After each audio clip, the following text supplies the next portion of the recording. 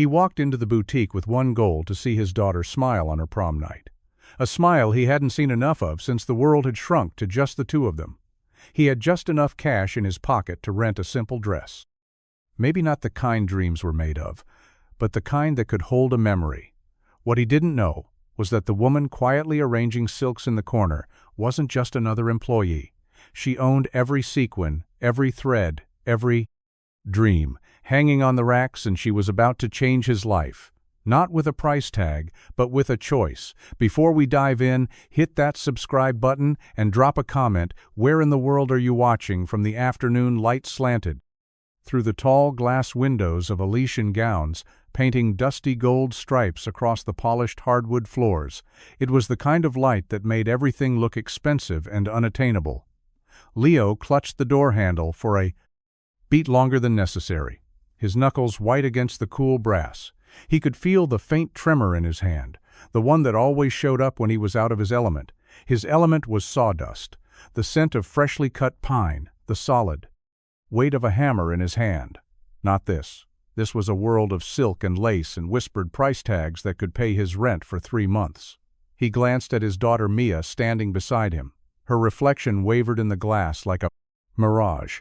She was 17 with her mother's eyes, and a quiet strength that broke his heart daily. She wore her favorite faded denim jacket over a simple cotton dress, her hair pulled back in a neat braid. She wasn't looking at the gowns inside. Not yet. She was looking at him. Her expression, a careful mixture of hope and caution, a look that said, "It's okay if we can't, Dad," which only made him more determined to try. "Ready?" he asked, his voice a low rumble that felt too rough for a place like this. She nodded, a small, nervous smile touching her lips. Leo pushed the door open. The air that greeted them was different, cool, and scented with something faint and floral. Like a garden locked behind glass, the silence was the first thing he noticed. It was a heavy, weighted silence, broken only by the soft rustle of fabric. As a saleswoman glided past them, she was tall, impossibly thin, and wore a black dress. That looked simple, but Leo knew simple like that cost more than his truck. She gave them a once-over, her eyes lingering on his work, boots still faintly dusted with sawdust. Then flicking to Mia's worn sneakers, her smile was a thin line drawn in red lipstick. "Can I help you?" she asked. But it wasn't a question. It was a challenge. Leo felt his shoulders tense. He instinctively put a hand on Mia's back, guiding her forward. "We're looking for a prom dress," he said, his voice steady. Despite the knot tightening in his gut, the saleswoman's smile didn't waver. "Of course. Do you have an appointment?" Leo hadn't considered that. "No, we require appointments for fittings, especially during prom season." She cut in, her tone sweet but sharp as glass. "It ensures our clients receive the attention they deserve." The word clients hung in the air like a judgment. Leo knew they didn't look like her usual clientele. He wore a clean but faded flannel shirt, his best one, and jeans. His hands were calloused, the hands of a man who built things, not bought them. He knew what she saw, a man who had wandered into the wrong world. Mia's hand found his, her fingers wrapping around his wrist, a silent signal that it was okay, that they could leave. But Leo couldn't move. Not yet. He'd promised her this one night, this one chance to feel like a princess. A normal teenager, not the girl who had to grow up too fast. Not the girl whose father worked 16-hour days just to keep the lights on. "We just wanted to look," he said quietly. "My daughter, she just..." He trailed off, not knowing how to explain the weight of this moment without sounding desperate. The saleswoman's gaze softened into something that looked like pity, and that was worse. "The gowns here are couture originals," she said slowly, as if speaking to a child. "Our price points begin in the 4-figure range. Perhaps a department store would be more suitable for your budget." The words were a slap, a quiet dismissal that echoed in the silent room. Mia's grip on his wrist tightened. Her face had fallen, her eyes fixed on the floor. Leo's jaw clenched. He felt a hot flush of anger and shame creep up his neck. He was about to turn to leave to pull Mia out of this cold, polished place, and never look back, when a voice cut through the tension, calm and low, like the hum of a cello. "I can help them." Every head turned. A woman emerged from behind a rack of deep blue gowns. She was unassuming at first glance, dressed in simple black trousers and a soft gray sweater. Her hair was pulled into a loose bun, a few stray strands, framing a face that was striking, but not in a way that demanded the attention. She looked like an artist or a writer, not a sales associate. She walked toward them, her movements unhurried, and her plate eyes, which were a deep, warm brown, were fixed on Mia, not with pity, but with genuine interest. The saleswoman stiffened. "Elena, I have this handled. Do you?" Elena asked, her voice, still quiet, but carrying an authority that made the other woman fall silent. She stopped in front of Mia and smiled a real smile that reached her eyes. "Hi, I'm Elena. What's your name?" "Mia," she whispered, her gaze still on the floor. "It's a beautiful name," Elena said softly, "and I think I have the perfect dress for a girl named Mia. It's a sample piece, one of a kind. It's not on the floor, but I have a feeling it was waiting for you." Leo stared at her, his defenses still up, not trusting this sudden turn of kindness. He knew what a sample piece meant. In places like this, it was a polite way to offer a discount, a gentle way to manage the unmanageable. But the way Elena looked at Mia, the way she completely ignored the saleswoman's disdain, made him hesitate. Elena led them toward the back of the store, past racks of shimmering fabrics and mannequins draped in impossible creations. She didn't talk about prices, she talked about colors, about how a certain shade of blue would bring out the color in Mia's eyes. She treated them not as customers with a budget, but as guests in her home. The fitting room was a small private alcove with a plush velvet chair and a three-way mirror that seemed to multiply the soft light. Elena handed Mia a gown, a whisper of pale silver fabric that shimmered like moonlight on water. "Just try it," she said gently. No pressure. Leo sat in the velvet chair, feeling a decade older than he was. This was a world he could never give his daughter, a world of effortless beauty and unspoken wealth, a world where a dress wasn't just a dress but a statement. He was a carpenter. He built solid things that lasted, things with purpose and function. But he couldn't build this fleeting moment of magic when Mia stepped out of the fitting room. The air left his lungs. The dress fit her, as if it had been spun from one of her own dreams. The silver fabric clung to her frame in all the right places, falling to the floor in a soft pool around her feet. The delicate beaded straps caught the light. Making her skin glow, she looked up at him, her eyes wide and shining, and for the first time in a long time, he saw the little girl he'd been so afraid of losing, swallowed up by a young woman of breathtaking grace. "Dad?" she asked, her voice a hush. Leo couldn't speak. He just nodded, a lump forming in his throat. She looked beautiful, not because of the dress, but because in it she looked happy. She looked free. The saleswoman had vanished, replaced by the quiet hum of the store and the soft rustle of silk as Elena adjusted a nearly invisible strap on Mia's shoulder. Leo watched her hands move with a practiced, confident grace that didn't fit the profile of a simple shop assistant. He'd seen hands like that before on architects, on designers, people who understood form and structure, not just sales quotas. She stepped back, her eyes appraising Mia with a professional but warm gaze. "It's perfect." Elena murmured more to herself than to them. Then she turned to Leo, her expression unreadable. "What do you think?" Leo finally found his voice swallowed past the tightness in his chest. "She's perfect," he corrected softly, his gaze never leaving his daughter's face. Mia did a slow turn in front of the mirror, her fingers tracing the delicate beadwork on the bodice. "I feel," she started, then stopped, unsure how to finish. The sentence, "like yourself?" Elena offered. Mia looked at her in the reflection and nodded. "Yeah, but a shinier version." Elena's laugh was quiet and warm, a sound that seemed to belong in a sunlit studio. Not this hushed cathedral of fashion, Leo stood up his hands, finding their way into his pockets, a nervous habit he'd never managed to break. How much? He asked the question, hanging in the air like a storm cloud. He was bracing himself for a number that would make him physically flinch. A number that would mean more than just an empty bank account.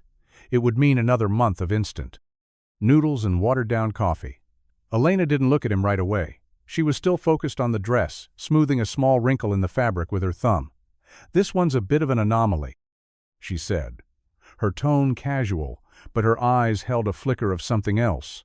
Something he couldn't quite name.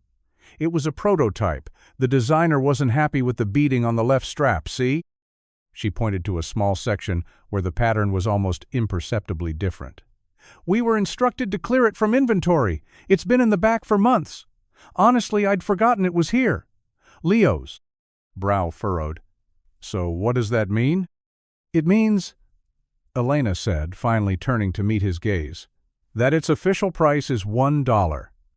Leo stared at her, waiting for the punchline, waiting for the polite smile that would reveal the joke, but it never came. She was serious.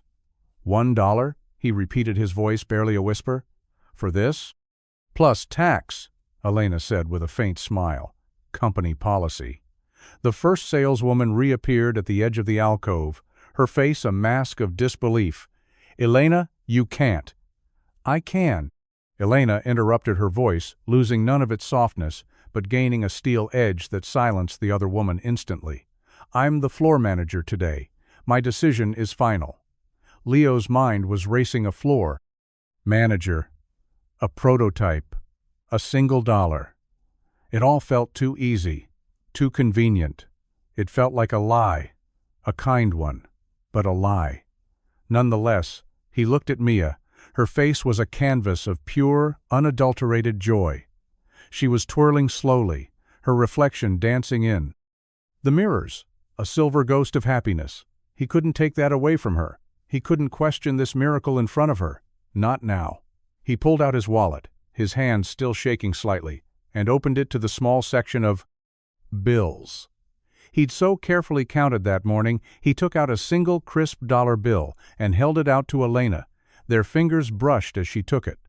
The contact was brief, but it sent a strange jolt through him, like a spark from a live wire.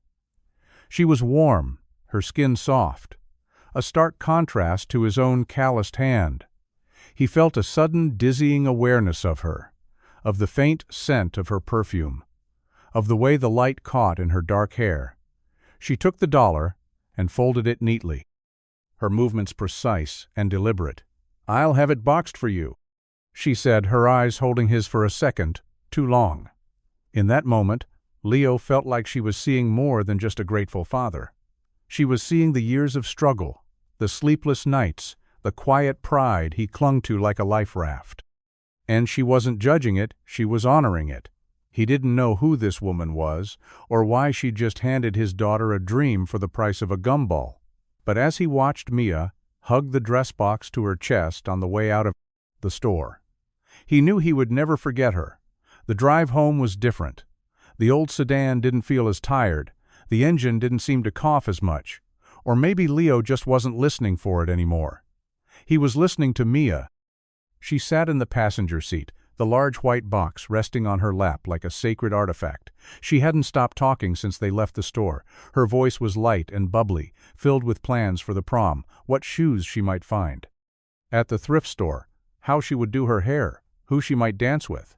She was alive with a kind of teenage energy he hadn't seen in her for months, maybe years. "Can you believe it, Dad?" she asked for the 10th time, her eyes shining in the rearview mirror. $1. Leo managed to smile. "It was your lucky day, kiddo." But he knew it wasn't luck. It was Elena. He couldn't get her out of his head. The way she'd moved with such quiet authority, the way she'd invented that story about the flawed beating so seamlessly, the way her eyes had held his when he'd handed her that dollar. It was a kindness so profound.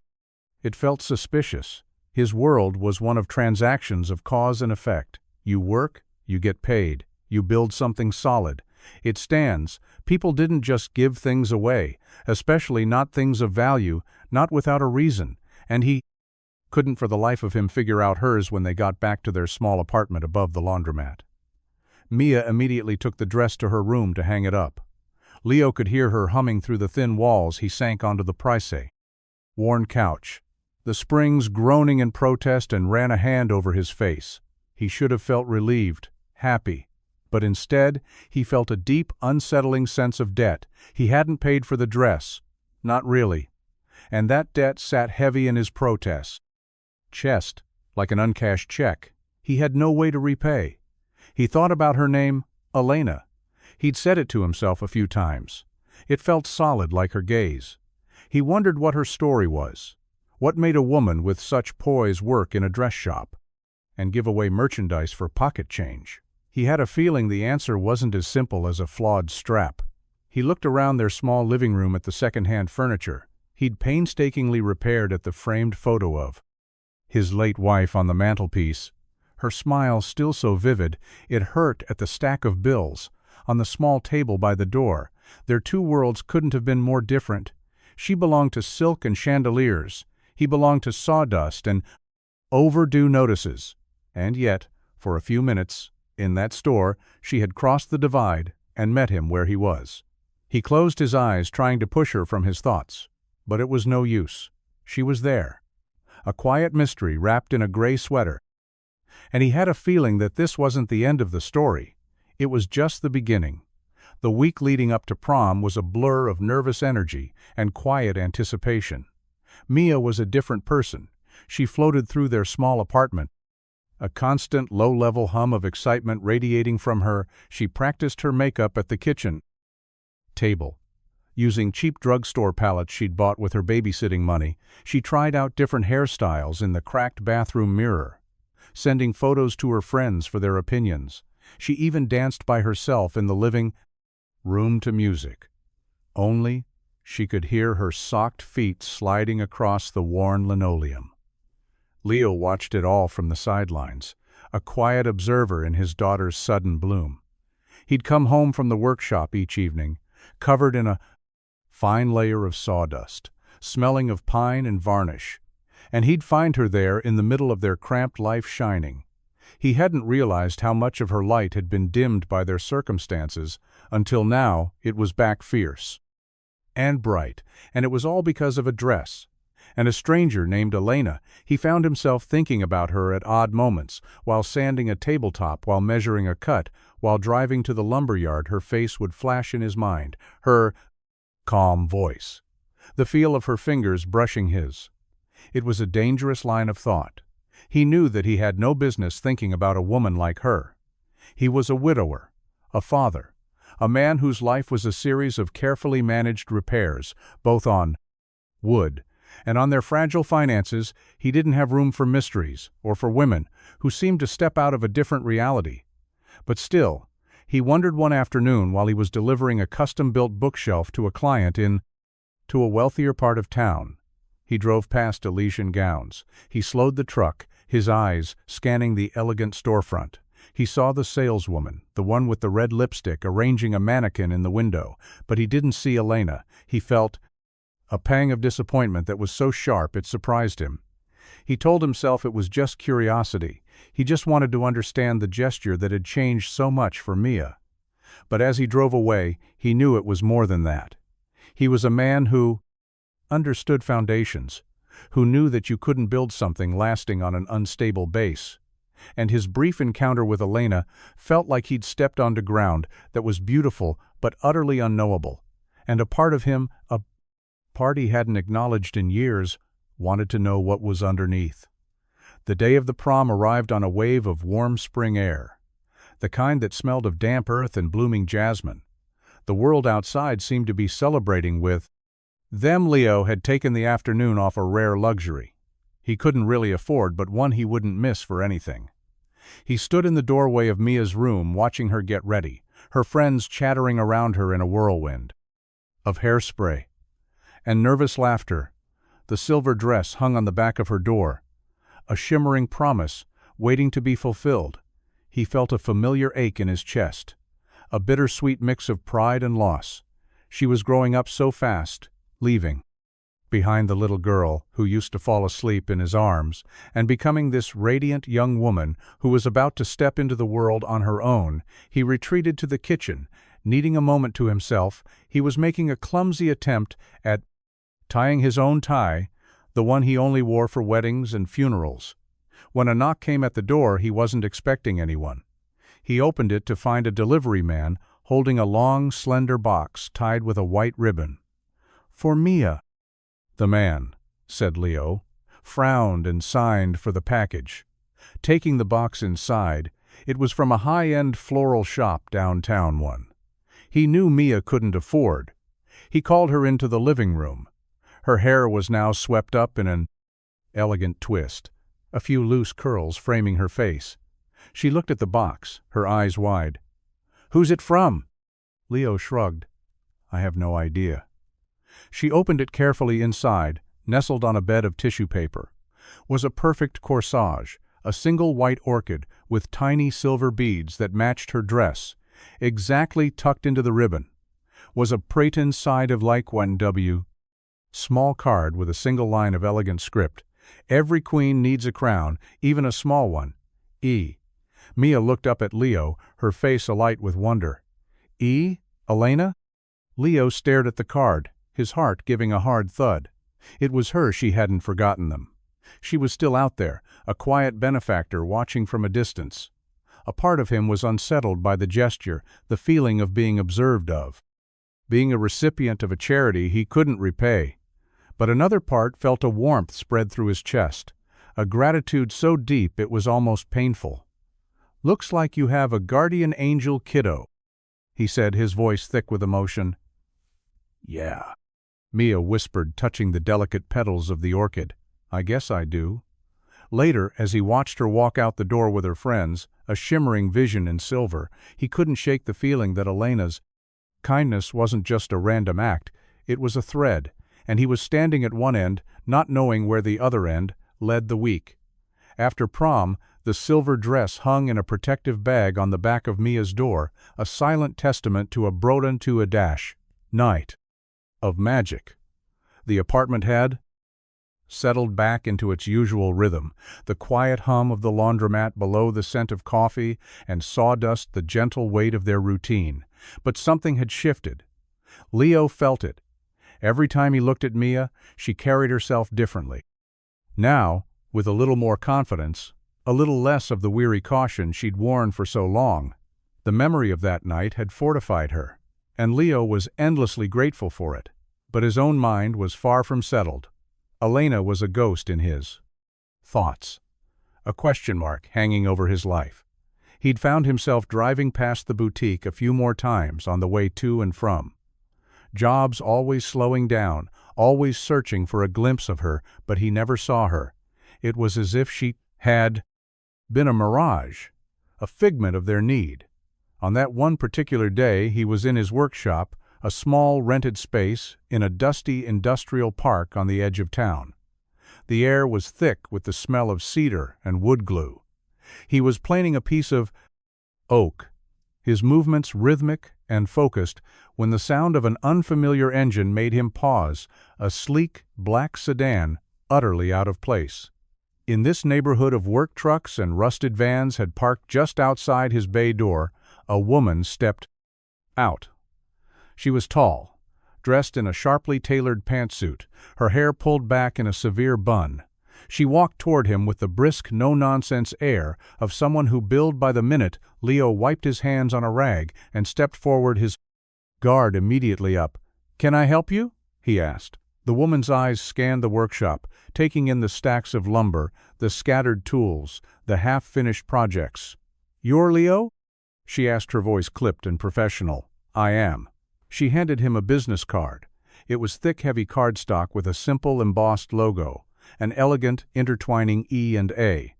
"My name is Sarah. I'm Miss Ashford's executive assistant."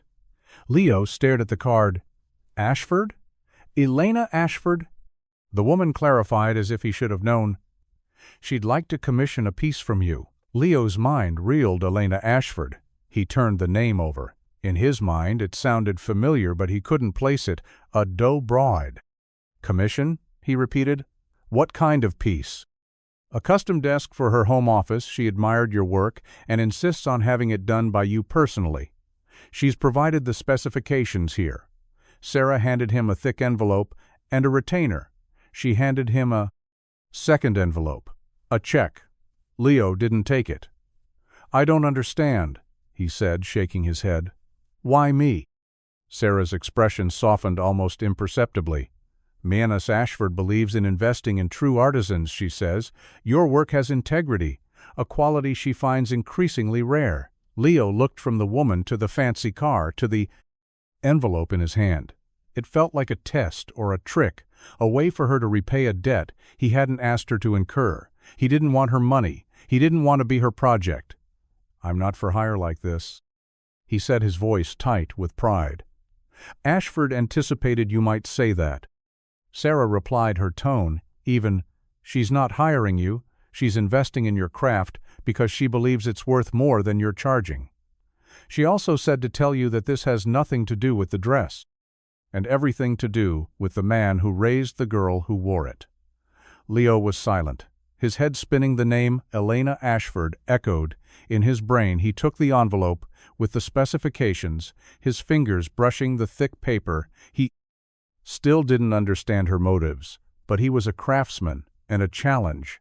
It was a challenge. He'd build the desk, but he wouldn't cash the check. Not yet. He needed to see her face to face to understand who this mysterious benefactor truly was. After Sarah left, the workshop felt too quiet. The scent of cedar and sawdust suddenly felt provincial. The solid, predictable world Leo had built for himself felt like it was tilting on its axis. Elena Ashford. The name gnawed at him. He knew he'd heard it before, but he couldn't connect it to the woman in the gray sweater, the one with the kind eyes and the easy lie. He went home that night, the thick envelope with the desk specifications sitting on the passenger seat of his truck, like a silent accusation. Mia was at the kitchen table, studying her face, lit by the glow of her laptop. She looked up when he came in. Tough day? She asked, noticing the tension in his shoulders. You could say that, he said, sinking into a chair and tossing his keys on the counter. He told her about the visit from the executive assistant, about the commission for a custom desk. About the name Elena Ashford. Mia's eyes widened. She immediately typed the name into her search engine. The results loaded in seconds, and she turned the laptop toward him. Leo leaned forward, and his breath caught in his throat. There she was, on the screen. Dozens of images of her, one at a glamorous charity gala in a stunning emerald gown, another on the cover of a business magazine with the headline, The Ashford Empire. How one woman rebuilt a fashion legacy. There were articles about her company, Ashford Holdings, a global conglomerate that owned dozens of luxury brands, including a boutique chain called Elysian Gowns. She wasn't a floor manager. She was the CEO. The owner, the quiet queen of a world he couldn't even fathom. Leo leaned back in his chair, a slow, cold dread seeping into his bones. It wasn't just a kind gesture, it was a game to her, a way for a bored billionaire to play fairy godmother. For an afternoon he felt like a fool, a pawn in a story she was writing for her own amusement. The kindness that had warmed him now felt like a calculated act of condescension. Dad, Mia said softly, her voice pulling him from his dark thoughts. Maybe it's not like that. Maybe she's just a nice person who happens to be rich. Leo shook his head, his pride a raw wound. Nice people. Don't lie, Mia. They don't hide who they are, and they don't send their assistants to hand out charity disguised as a job. He stood up and walked to the window, staring down at the streetlights below. I'm not building that desk, he said, his voice low and hard. I'm going to return her check and tell her we don't need her help. He had to draw a line. He had to protect what little dignity they had left. He wouldn't be her pet project. He wouldn't be a footnote in the life of Elena Ashford. The next day, Leo drove to the address Sarah had given him for Ashford Holdings. It was a sleek glass tower that pierced the city skyline, a monument to a world he didn't belong in. He walked into the lobby, his work boots, silent on the marble floor, and felt the familiar weight of being out of place. The air was cool and sterile, and everyone who passed him wore a perfectly tailored suit, and in everyone who passed him, expression of detached importance, he gave his name to the receptionist and was told to wait. He sat on a leather couch that probably cost more than his truck and held the 2 envelopes in his lap. His hands were steady, his resolve firm. They was here to end this, to sever the thread that had so unexpectedly woven itself into their lives. After a few minutes, Sarah appeared and led him to an elevator that whisked them upwards in unnerving silence. They stopped at the top floor, the died penthouse office. The doors opened to a sprawling space, with floor-to-ceiling windows offering a panoramic view of the city. The furniture was minimalist and elegant, and the only art on the walls was a single large abstract painting in shades of blue and gray, and there, at a massive desk made of dark polished wood, stood Elena. She was dressed in a simple but exquisitely cut navy blue dress. Her hair was down, and she wasn't smiling. She looked up when he entered, and her expression was a mixture of apprehension and resolve. "Leo," she said, her voice quiet. "Thank you for coming." He didn't respond. He walked across the vast office and placed the 2 envelopes on her desk. "I can't accept this," he said, his tone even but firm. "We don't need your charity." Elena didn't look at the envelopes. She looked at him, her brown eyes holding his. "It's not charity." "What is it then?" he challenged. "A game? A way to see how the other half lives? You lied to me, Elena. You pretended to be someone you're not." "I didn't lie about who I am," she said, stepping around the desk to face him. "I only lied about what I do, and I did it because I wanted one moment, one single interaction that wasn't about my name or my money. I wanted to see if someone could see me, just me, and you did." Leo's resolve wavered for a second. She seemed so sincere, so vulnerable, standing there in the middle of her empire, but he couldn't let his guard down. "You should have told me," he said, his voice softer now. "You should have trusted me with the truth." "You're right," she admitted. "I was a coward, but I was also just tired. Leo, tired of the performance, tired of being a brand. I saw you and Mia in the store, and you were so real, your love for her. It was so honest. It was something I hadn't seen in a long time, and I just wanted to be near it." Her words chipped away at his anger, leaving behind the raw ache of confusion and something else, something he was afraid to name. He looked around the opulent office at the city, sprawling beneath them. "This is your world, Elena," he said, gesturing to the view. "My world is a 2-room apartment and a workshop that smells like sawdust they don't mix. Maybe they don't have to," she said, stepping closer. "Maybe they can just coexist. Maybe a man who builds beautiful things with his hands and a woman who's forgotten how to feel anything real can find some common ground." She was so close. Now he could see the faint flicker of fear in her eyes, the same fear he felt in his own chest. "I don't know what this is," she whispered, "but it's not a game, and it's not charity. It's just me asking you not to walk away." Leo stood frozen, caught between his pride and the undeniable pull he felt toward her. He didn't know if he could trust her, but as he looked into her eyes, he saw a loneliness that mirrored his own, and for the first time, he considered the possibility that maybe, just maybe, she was telling the truth. The silence. Elena's office stretched on, thick and heavy with unspoken words. Leo's gaze drifted from her face to the city beyond the glass, a sprawling, glittering tapestry of lives that felt 1,000,000 miles from his own. He was a man who dealt intangibles in the solid, predictable nature of wood and steel. This world of hers, of abstract power and invisible wealth, felt like smoke. He couldn't grasp it. He couldn't trust it. "I build things that last," he said finally, his voice low and rough. "Things with a foundation. I don't know what this is built on, Elena. You're an idea, a headline, not a person. I can." He trailed off, searching for the right word. Understand. Her expression softened, a sad smile touching her lips. I know that's why I wanted you to build the desk, because I knew you'd have to come here to talk to me about it. I knew you wouldn't just take the money. It was a calculated risk. A long shot, I'll admit. That small confession of strategy of a plan, it pricked at his pride again, so it was a setup. It was an invitation, she corrected gently. An invitation to see that this, she gestured to the office, the view, isn't all of me. It's just the part the world knows. I spend my days in boardrooms talking about profit margins and brand synergy, and I go home to an apartment that's as quiet and empty as this office. I've forgotten what it feels like to have sawdust on my clothes, or to have someone make me a cup of coffee just because they want to, not because it's in their job description. Her vulnerability was disarming. It was a side of her. He hadn't expected the powerful CEO of Ashford Holdings admitting to a loneliness so profound it echoed his own. He looked at the desk she'd been standing behind.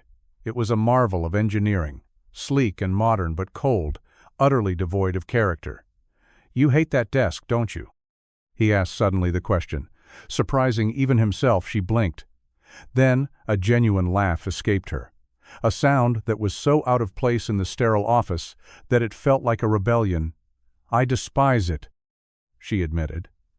It was chosen by a designer who said it projected an image of uncompromising strength. I think it just projects that I have no soul. For the first time since he'd walked in, Leo felt a genuine smile tug at his own lips. It does. I want a desk that feels like it was made by human hands, she said, her voice earnest. I want something with flaws, with character, with a story. I want something you would build. He looked from her to the envelopes, still sitting on the cold, polished surface of the desk he despised. He still didn't trust the world she came from, but he was starting to trust the woman standing in front of him. He picked up the envelope with the specifications and tucked it into his jacket pocket. He left the check on the desk. I'll build your desk, he said, but I'm sending you a proper invoice when I'm done, and you'll pay what I charge, not a penny more. Elena nodded, her eyes shining with unshed tears. Deal. And one more thing, he said, pausing at the door. Next time you want to talk, just call. Don't send your assistant. I will, she promised. As he walked out of the office and back into the elevator, he felt the tectonic plates of his own world shifting. He was terrified, but for the first time, in a very long time, he also felt a flicker of something he'd thought was long-dead hope. Leo spent the next 3 weeks immersed in his work. The workshop became his sanctuary, a place where he could pour his confusion, his apprehension, and his burgeoning hope into the grain of wood under his hands. 2 was building more than a desk. He was building a bridge, a tangible connection to Elena's world. But on his own terms, he chose the wood himself, a warm, richly grained walnut that felt alive to the touch. He designed the desk to be both elegant and functional, with clean lines but with subtle handcrafted details, a hand-carved inlay along the edge, a set of drawers that slid open with a satisfying whisper-smooth precision. It was the best work he had ever done, every point cut, every joint, every layer of finish was infused with a piece of himself, his integrity, his craft, his story. During that time, Elena kept her promise. She called him, not every day, but often enough to let him know she was there. Her calls were never about the desk. She asked about Mia, about his day, about the small details of his life that no one had bothered to ask about in years. She told him about her own days, about the mind-numbing board meetings, the absurd demands of the fashion world, the crushing loneliness of her position. They talked like two people from different planets, slowly learning each other's language. One night she called him from a charity gala. In Paris he could hear the faint sound of an orchestra and clinking glasses in the background. "I'm surrounded by 1,000 people," she'd said, her voice a low murmur, "and I've never felt more alone. What are you wearing?" he'd asked, trying to picture her. She laughed softly. A dress that costs more than your truck and feels like a cage. I'd rather be in your workshop, she'd whispered, with the smell of sawdust and you. Those conversations became a lifeline for both of them. A small private world. They were building over the phone piece by piece. Mia noticed the change in him. He smiled more. His shoulders weren't as tight. The weary exhaustion in his eyes had been replaced by a quiet light. One evening, she found him in the workshop late at night, just standing in front of the nearly finished desk, his hand resting on the smooth surface. "It's beautiful, Dad," she said softly. "Yeah," he breathed. "It is. It's for her, isn't it?" she asked. He nodded. Mia came and stood beside him. "You like her, don't you?" "It's complicated, kiddo." "No, it's not," Mia said with the simple wisdom of a 17-year-old. "You're both lonely, and you make each other less lonely. It's not that complicated at all." Leo looked at his daughter, then at the desk, and realized she was right. It was the world around them that was complicated. What was growing between them was terrifyingly simple. The day Leo delivered the desk, he felt the same nervous tremor he'd felt walking into her boutique. He and a friend from a neighboring workshop carefully carried it up in the service elevator of her apartment building, a sleek residential tower that overlooked the park. Her apartment was just like her office, vast, minimalist, and impeccably decorated, but there were small signs of her true self. A stack of well-worn novels on a side table, a collection of old black-and-white photographs on a shelf, a soft-worn throw blanket draped over a starkly modern couch. Elena was there to meet them, dressed in simple jeans and a cashmere sweater. She looked nervous, her hands clasped in front of her as they maneuvered the desk into her home office. They set it in place, and Leo stepped back to look at it in the space. It was perfect. The warm walnut wood was a stark contrast to the cold glass and steel of the room. It was an anchor of warmth and authenticity in a sea of sterile luxury. "Leo," she whispered, her voice thick with emotion. It's a desk," he said, cutting her off before she could say more, trying to downplay the significance of it, because if he acknowledged what it really was, a peace offering, a confession, a piece of his soul, he wasn't sure what he would do. "It's more than a desk," she said quietly, stepping forward and running her hand over the smooth surface. "It's the first thing in this entire apartment that feels like me." She turned to him, her eyes shining. "Thank you. I'll send you the invoice," he said, his voice rough. He needed to keep the lines clear to maintain the safety of the transaction, but the way she was looking at him was making that impossible. She nodded. "I know." After his friend left, they stood in the office, in an awkward silence, the desk between them like a beautiful, well-crafted border. "Will you stay?" she asked finally. "For a cup of coffee?" "The real kind, not the stuff from my fancy machine. I have a French press I've never used." Leo hesitated. Every instinct told him to run to get back to his own world, where the ground was solid and the rules were clear. But he was tired of running. He nodded. "I'd like that." They sat in her kitchen, a small, sleek space that looked like it had never been used, and drank coffee from simple white mugs. It was quiet and comfortable, and for the first time, Leo didn't feel like he was in a billionaire's apartment. He felt like he was in Elena's home, and he realized with a jolt that the two were very different things. The coffee was strong and hot, and it warmed the parts of Leo that had been cold for too long. They sat at a small table in a sun-drenched corner of her kitchen. The city, a silent, glittering backdrop.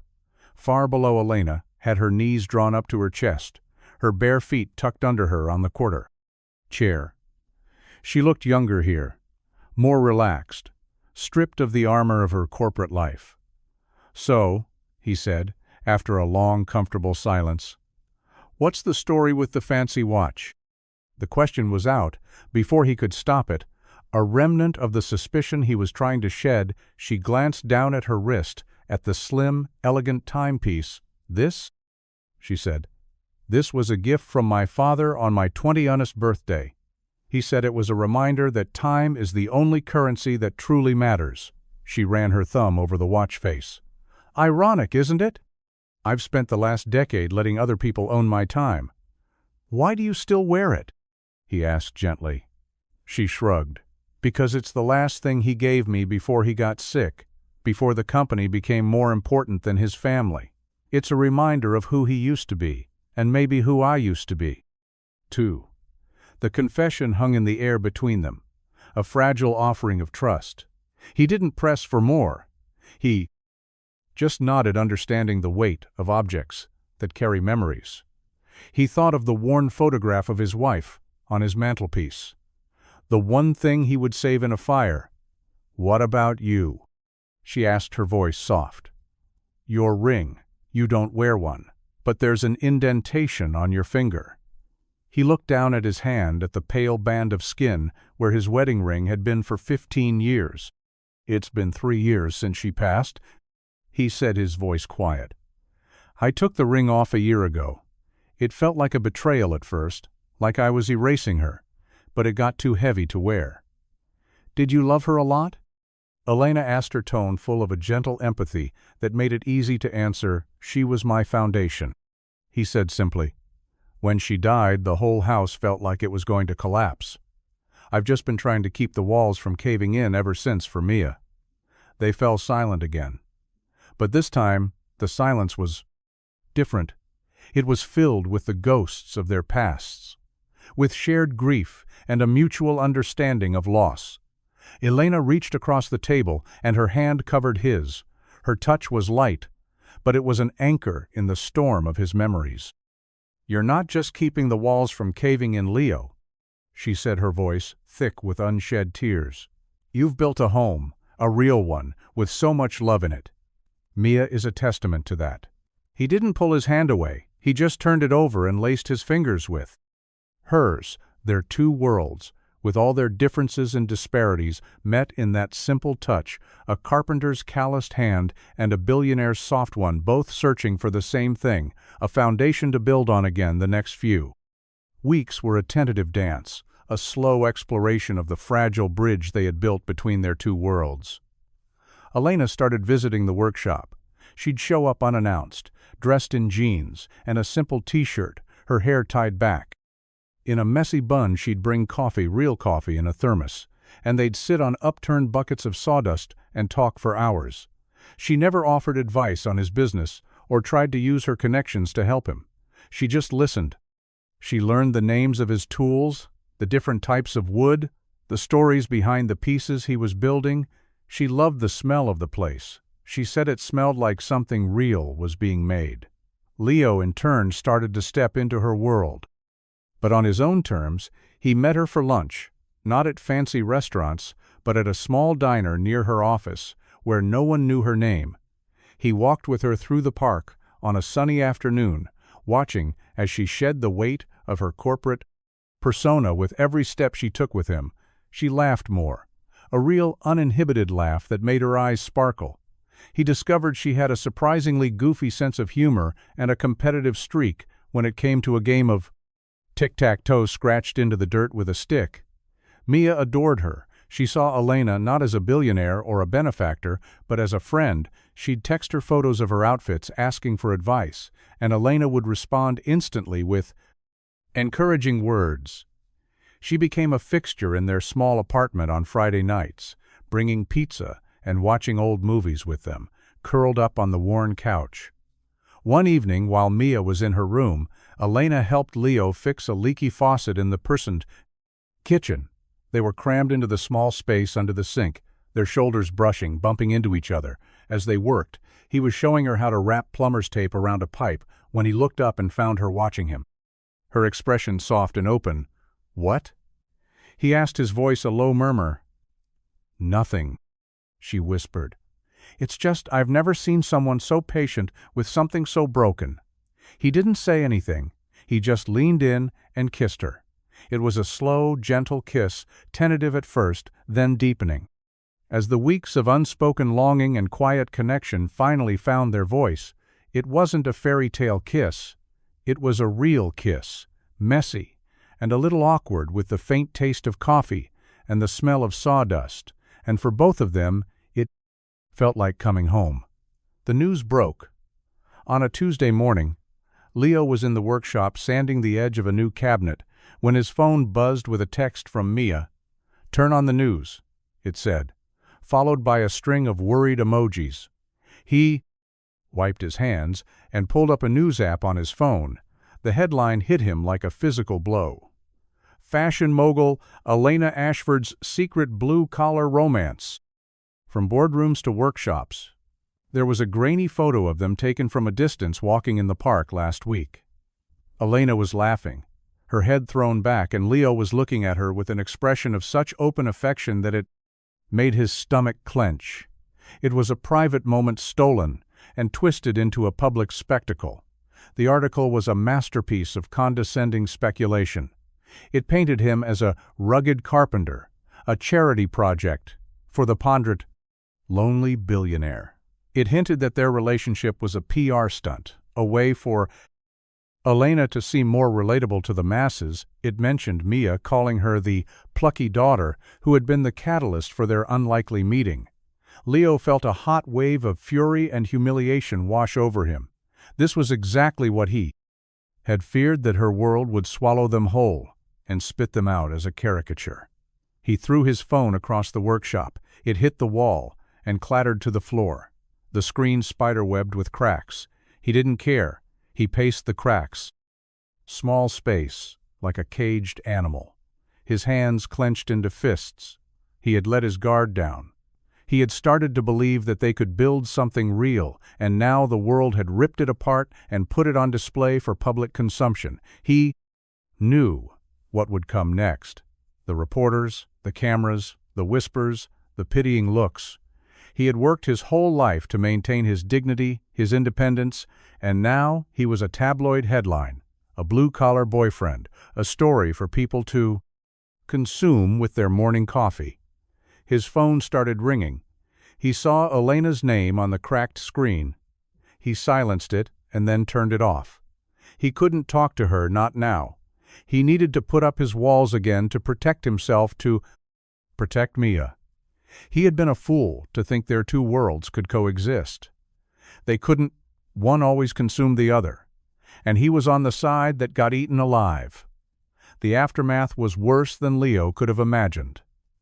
The next morning, two news vans were parked outside his workshop. A reporter with a microphone and a relentless smile tried to corner him as he got out of his truck. "Mr. Hale, can you comment on your relationship with Miss Ashford?" Leo pushed past him without a word and slammed the workshop door shut. He could see them through the window. Cameras pointed at his door like weapons. They were outside their apartment building too. Mia had to be escorted to school by a prostrate friend's parent to avoid them. The story was everywhere. A modern-day fairy tale spun for public amusement. The narrative was always the same: the powerful billionaire and the simple, humble carpenter. It stripped him of his identity, his craft, his pride. He was no longer Leo Hale, artisan and father. He was Elena Ashford's pet project. He stopped answering his phone. He stopped checking his emails. He locked himself in his workshop and tried to lose himself in his work. But the noise of the outside world was too loud. It seeped through the walls, through the cracks in the door. Elena tried to reach him. She called, she texted, she even showed up at the workshop one evening, but he wouldn't open the door. Stood inside his heart, pounding his back, pressed against the wood, listening as she pleaded with him to talk to her. "Leo, please don't let them do this to us." Her voice was muffled, but he could hear the pain in it. "What we have is real. Don't let them take it away." But he was too afraid, too raw. He couldn't face her. He couldn't face the world that came with her. He had to protect what was left of his own small world, his own sanity. After a week of the relentless siege, Leo made a decision. He couldn't live like this. He couldn't subject Mia to it. He told her they were leaving for a while, going up to a small cabin in the mountains that a friend owned a place, with no cell service and no neighbors. "Just for a bit, kiddo," he'd said, "until this all blows over."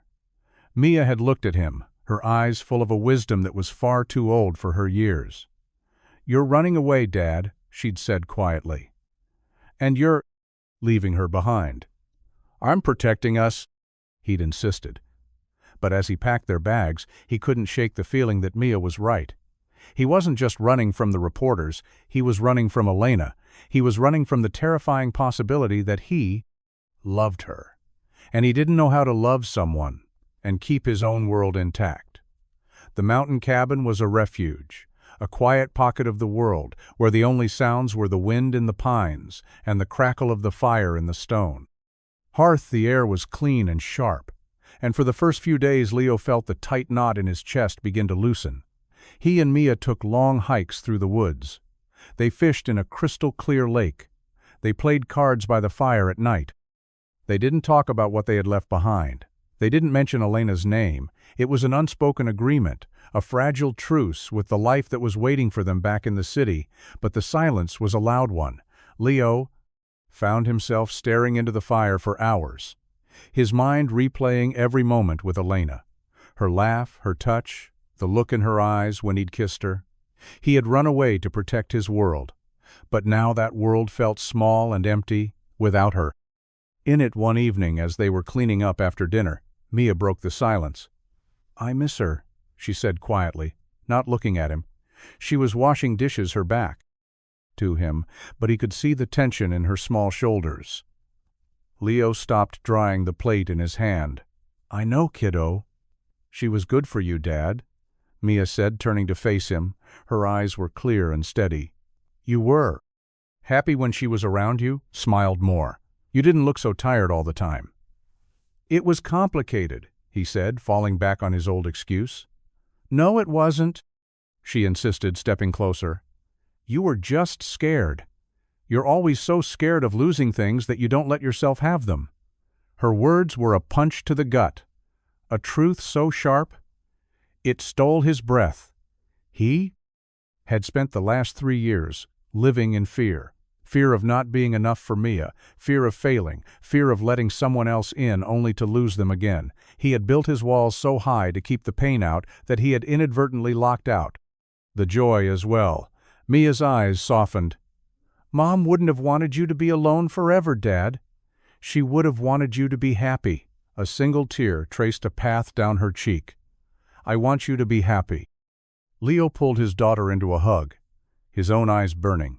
He held her tight, smelling the faint scent of pine in her hair. He had been so focused on protecting her that he hadn't realized she was strong enough to handle the storm he was. The one who was fragile. He was the one who was afraid. That night, he couldn't sleep. He sat on the porch of the cabin, staring up at the vast, star-dusted sky. He thought about Elena in her glass tower, surrounded by people but utterly alone. He thought about the choice he had made to run away, to choose safety over love. He had been wrong. He had let fear win. He had to go back. He had to fight for her. For them, for the real complicated, beautiful thing they had started to build. He would not let the world break them. Elena stood on the balcony of her penthouse apartment, the city lights twinkling below like a fallen constellation. She held a glass of wine. She hadn't touched her gaze fixed on the distant horizon.